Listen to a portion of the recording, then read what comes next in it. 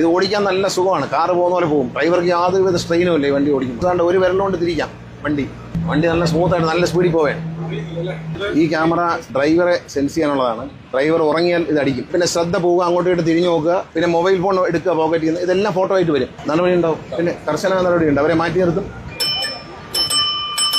നമ്മൾ ചിരിപ്പാഞ്ഞ് വരെയാണ്. ഒന്ന് ചവിട്ടി.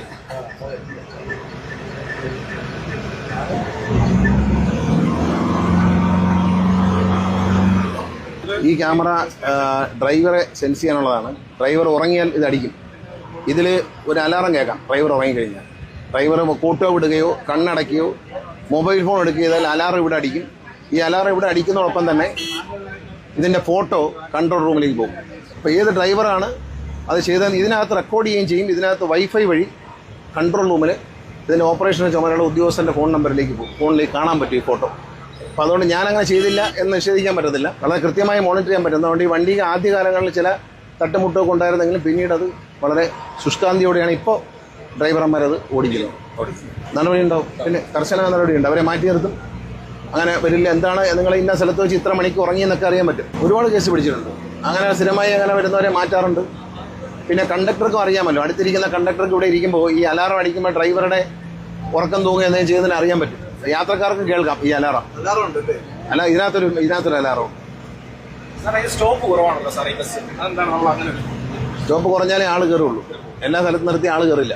കാരണം ഇത്രയും സൂപ്പർ ക്ലാസ് വണ്ടികൾ വരുമ്പോൾ പ്രധാന സ്ഥലങ്ങളിൽ നിർത്താം. ഒരുപാട് നിർത്തി കഴിഞ്ഞാൽ ഇപ്പോൾ യാത്രക്കാർക്ക് താല്പര്യമില്ല. സ്റ്റേഷനുകളിൽ അറിയാതെ ഒരുപാട് സമയം നിർത്തുക. ഞാൻ പറഞ്ഞില്ല, ഒരുപാട് സമയം നിർത്തില്ല എന്ന് പറഞ്ഞില്ല. ഇത് ഓടിക്കാൻ നല്ല സുഖമാണ്. കാറ് പോകുന്ന പോലെ പോകും. ഡ്രൈവർക്ക് യാതൊരുവിധ സ്ട്രെയിനും ഇല്ല ഈ വണ്ടി ഓടിക്കുമ്പോൾ. ഈ വണ്ടി ഇപ്പോൾ നിങ്ങൾക്ക് മനസ്സിലായി, കാറ് പോകുന്ന സ്പീഡിൽ പോകും. വണ്ടിക്ക് മെയിൻ്റനൻസ് വളരെ കുറവാണെന്നാണ് ഞങ്ങൾക്ക് കിട്ടിയ ഞങ്ങളുടെ കണക്കൂട്ടിൽ. ഇപ്പം ആദ്യം വാങ്ങിയ വണ്ടികൾ 70,000 കിലോമീറ്റർ കടന്നു. പല വണ്ടികളുടെയും ടയർ മാറ്റേണ്ടി വന്നിട്ടില്ല, ലൈനർ മാറ്റേണ്ടി വന്നിട്ടില്ല. ഞങ്ങൾക്കത് വളരെ ഒരു ലാഭകരമായ ഒരു സംഭവമായിട്ടാണ് തോന്നിയിട്ടുള്ളത്. വില കുറവാണ്. മറ്റു വണ്ടികളെക്കാൾ ഒരു സൂപ്പർ ഫാസ്റ്റ് ഒരു സാധാരണ വണ്ടി ഉണ്ടാക്കുന്നതിനേക്കാൾ വില കുറവാണ്. ഇത് പവർ സ്റ്റിയറിംഗ് ആണ്. വളരെ സാധാരണ ഒരു വിരലുകൊണ്ട് തിരിക്കാം വണ്ടി. ഒരു ബസ്സാണ് ഓടുന്നത്. പക്ഷേ ഒരു ഡ്രൈവർക്ക് യാതൊരുവിധ ഇതുപോലെ ഫാനുണ്ട്, AC ഉണ്ട്, എല്ലാ സൗകര്യങ്ങളും ഉണ്ട്. വണ്ടി ബസ് ഓടിക്കാൻ ഇട്ട് വട്ടം പിടിക്കണ്ട. ഇതിങ്ങനെ ചെറുതായി ജസ്റ്റ് തൊട്ടാൽ മതി. വണ്ടി നല്ല സ്മൂത്തായിട്ട് നല്ല സ്പീഡിൽ പോവേ. വണ്ടി ഇങ്ങനെ ഓടി തുടങ്ങിക്കഴിഞ്ഞാൽ ലൈറ്റ് മോഡലിലേക്ക് മാറ്റിയാൽ എക്കണോമിക് ആവും. മൈലേജ് കൂടുതൽ കിട്ടും വണ്ടി. ഇതുവരെ കൃത്യമായി മെയിൻറ്റെയിൻ ചെയ്യുന്നുണ്ട്. തിരുവനന്തപുരത്ത് പോകുന്ന വണ്ടികൾ ഇപ്പോൾ ഇവിടെ തന്നെ വണ്ടി വരുന്നതിന് മുമ്പ് വാക്വം ക്ലീനർ, ക്ലീൻ ചെയ്യേണ്ട രീതികൾ, മെക്കാനിക്കുകൾക്ക് വേണ്ട പിന്നെ ട്രെയിനിങ് എല്ലാം കൊടുത്തതിന് ശേഷം വണ്ടി പത്തനാപുരത്ത് വന്നുള്ളൂ. അവർ കഴിഞ്ഞ ആഴ്ച തന്നെ അവർ പോയി ട്രെയിനിങ് എല്ലാം എടുത്ത് വന്നു. പിന്നെ വാക്വം ക്ലീനർ അടക്കം വാങ്ങിച്ചു കൊടുത്തിട്ടുണ്ട്. വണ്ടി കൃത്യമായി ക്ലീൻ ചെയ്യുന്നൊരു വീഡിയോ ഉണ്ട്. അത് ഇതിനകത്ത് ഇടും. ഇതിൻ്റെ TV-യിൽ ഇട്ട് കാണിക്കാറുണ്ട്. കാരണം എങ്ങനെയാണ് സീറ്റ് ബെൽറ്റ് കെട്ടേണ്ടത്, എങ്ങനെയാണ് ഓരോ കാര്യങ്ങൾ ഉപയോഗിക്കേണ്ടത് വിമാനത്തിൽ കാണിക്കുന്നതോടൊപ്പം ഈ ബസ് എങ്ങനെയാണ് ക്ലീൻ ചെയ്ത് സൂക്ഷിക്കുന്നതെന്ന് കാണിക്കുന്ന ഒരു വീഡിയോ. അതില്ലാത്തവർ ഇവിടെ TV ഉണ്ട്. TV താത്ത് വയ്ക്കും. TV ഇപ്പോൾ മടക്കി വെച്ചിരിക്കുകയാണ്, താത്ത് വയ്ക്കും. മൈലേജ് നമ്മൾ ശ്രദ്ധിക്കണം. ഇപ്പം ഞാൻ തന്നെ ഗിയർ മാറി വണ്ടി ഓടിക്കണം. ഗിയർ മാറി തന്നെ വണ്ടി ഓടിക്കണം. അല്ലാതെ ഇപ്പം ലെവൽ റോഡാണ്, വെറുതെ ആക്സിഡൻറ്റ് കൊടുത്താൽ വണ്ടി പതുക്കെ നീങ്ങും. പക്ഷേ അത് ഈ കാര്യമല്ല. നമ്മൾ ഹെവി ഗിയർ ഇട്ട് കൊടുത്ത് വണ്ടി നല്ല പുള്ളിങ് ആയി കഴിയുമ്പോൾ ആക്സിലേറ്ററിൽ വെറുതെ കാല് വെച്ചാൽ മതി. ഈ ആക്സിഡൻറ്റ് വെറുതെ ഇട്ട് ചവിട്ടി താക്കും.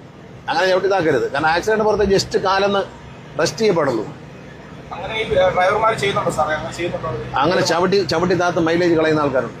അവരെ ഇപ്പോൾ നമ്മൾ പിടിക്കുന്നുണ്ട്. നമ്മളൊരു സോഫ്റ്റ്വെയർ ഉണ്ട്. ആ സോഫ്റ്റ്വെയറിൽ എല്ലാ ദിവസവും വണ്ടിയുടെ ട്രിപ്പും ഡീസലിൻ്റെ അളവും എല്ലാം കയറ്റുമ്പോൾ കറക്റ്റായിട്ട് അത് പറയും ഇന്ന ആളുടെ വണ്ടി ഓടിപ്പ് ശരിയല്ല എന്ന്. പിടിച്ച് വാൺ ചെയ്തതിനു ശേഷം അയാൾ 3.7 കിലോമീറ്റർ തന്നു. കാരണം സ്വിഫ്റ്റിലെ ഡ്രൈവറാണെങ്കിൽ നമ്മൾ തീരുമാനിച്ചിരിക്കുന്ന പിരിച്ചുവിടാനാണ്. വലിയ നഷ്ടമാണ് ഉണ്ടാക്കുന്നത്. കാരണം 10 ദിവസം ഇതേ നഷ്ടം കണ്ടിന്യൂ ചെയ്താൽ ഭയങ്കര നഷ്ടമാണ് KSRTC. അപ്പം ഡീസൽ ലാഭിക്കുന്നതോടി പിന്നെ ചെറിയ മോഡൽ വണ്ടികൾ ഇപ്പം നമ്മൾ വാങ്ങുന്ന വലിയ വണ്ടി വരുന്നുണ്ട്, എയർ കണ്ടീഷൻ സ്ലീപ്പർ ബസ്. അതും 4 സിലിണ്ടറാണ്. സ്വിഫ്റ്റിലെ ഡ്രൈവർമാരാണ് സാധാരണ ഓടിച്ചുകൊണ്ടിരുന്നത്. സ്വിഫ്റ്റിൻ്റെ വണ്ടിയാണ്. പക്ഷേ KSRTC ഡ്രൈവർമാരെ ഓടിപ്പിക്കണം എന്നുള്ള അവരുടെ ഒരു ട്രേഡ് യൂണിയൻകാരുടെ ഒരു ആഗ്രഹം മനസ്സിൽ വെച്ചുകൊണ്ട് ഞാനത് ആദ്യം അനുവദിച്ചാണ്. പക്ഷേ ആദ്യം കുറേ ഇടിയൊക്കെ കഴിച്ചു. പക്ഷേ ഇപ്പോൾ ശരിയായി. ഡെസ്റ്റിനേഷൻ ബോർഡ് ഡിജിറ്റലാണ്. അത് ഇവിടുന്ന് കാണിക്കാൻ പറ്റും. ഏത് ഡെസ്റ്റിനേഷൻ എത്തിയെന്ന് കൃത്യമായിട്ട് സെറ്റ് ചെയ്യാൻ പറ്റും അവർക്ക്. മാത്രമല്ല ഡ്രൈവർ കാണാം എവിടെ പാസ് ചെയ്യുമെന്നുള്ള കാര്യം. പിന്നെ ഈ വണ്ടിക്ക് അത് വൈഫൈ ഉണ്ട്. 1 GB വൈഫൈ ഫ്രീ ആണ്. അത് കഴിഞ്ഞാൽ GB നമുക്ക് വേണമെങ്കിൽ നെറ്റ് പർച്ചേസ് ചെയ്യാം. മൊബൈൽ ചാർജറുണ്ട്. എല്ലാ സീറ്റിലും മൊബൈൽ ചാർജറുണ്ട്.